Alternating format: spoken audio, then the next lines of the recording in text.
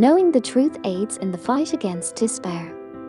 Depression is not laziness or a passing reaction to typical grief and / or disappointment. Rather, it is a medical disorder. Experience of 5 or more of the following symptoms on a daily or frequent daily basis for 2 weeks or more is considered to be a major depressive episode.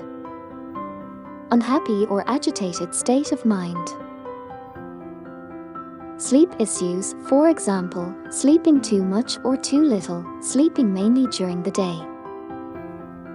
Low motivation or a change in interests, such as losing interest in past hobbies. Excessive guilt or an unreasonably low opinion of oneself. Changes in self-care or noticeably low energy, for example, not showering anymore. Poor concentration by a significant margin, for example, sharp decline in grades or performance. A change in appetite, for example, eating too much or too little. Irritability or extreme anxiety or panic attacks. Self-harming activities or suicidal thoughts or plans, for example, intentionally cutting or burning yourself. It's critical to keep in mind that not all people who are depressed attempt suicide. Even if you haven't shown any specific signs of self-harm or suicide conduct, or if your symptoms aren't as severe or chronic as those mentioned above, you can still get helped. Positivity coping techniques can be helpful now that you are aware of the signs of depression. The following methods are all approved by medical experts and professionals who prescribe pharmaceuticals, such as psychiatrists, and they are routinely suggested as crucial components of therapy even for patients who continue to take antidepressants.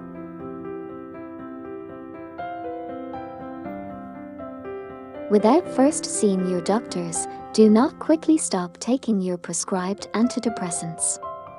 Consult your physician if you have any queries or worries about the side effects of your medications. When suffering from depression, I advise utilizing many, if not all, of the coping mechanisms and methods listed below once a day. It's critical to understand that, at first, you probably won't be inspired to accomplish any of them because melancholy typically saps willpower. In other words, be aware that feeling unmotivated until you've completed half of the task is common. Patients I work with who regularly use these coping mechanisms improve. The abbreviation my peers can be used to memorize the 7 strategies. Intent: look for tiny ways to help others. Serve a cause greater than yourself to find personal purpose. Keep in mind that a small amount of service can mean a lot. Success, like happiness, cannot be pursued, it must arise as the unintentional side effect of one's personal dedication to a cause greater than oneself, said Confucius. Viktor E. Frankl from Man's Search for Meaning. Your objectives: choose realistic objectives that make you feel successful. Something that is under your control, for instance, something that is independent of others. Manageable, for example, not overwhelming. Appropriate to you, not for someone else. Measurable, for example, you know whether or not it is done or getting done. If something goes wrong with your aim, adopt a "what can I learn from this" approach rather than a critical "this is why I'm terrible" mindset. Also, exercise caution when assessing your growth in comparison to others. Typically, we contrast our greatest flaw with another person's greatest asset. This is unjust and usually not accurate anyhow. Pleasant activities: plan enjoyable activities or events. Don't wait till you feel in the mood. Consider scheduling a daily healthy hobby or allowing yourself to take a 30-minute break. Just keep in mind to approach these tasks with the proper mindset. See engagement. Additionally, cultivate appreciation by taking the time to reflect on all the good things that happened today rather than just the bad. Think about keeping a gratitude notebook. Be aware that acknowledging your blessings does not require you to ignore your challenges. Engagement: focus on the here and now. Sometimes, this method is referred to as mindfulness.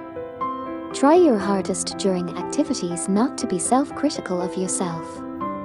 Although you might not be able to stop the self-criticism, you can recognize it and gently refocus on the here and now. According to research, those who value or are confident in themselves more also have higher levels of self-compassion. Work out and eat healthily. Your mood can be significantly improved by engaging in moderate exercise for 30 minutes each time, 5 days a week. A moderate degree of exercise is one where it is challenging to sing from the diaphragm. Pay attention to how your mood is affected by the food and beverages you are consuming. Anyone who repeatedly binges on carbohydrates, junk food, and energy drinks will get melancholy, even if they don't follow fad diets. Relationships, pay attention to those who uplift you. Engage in regular conversation with folks that lift you up, not people that bring you down.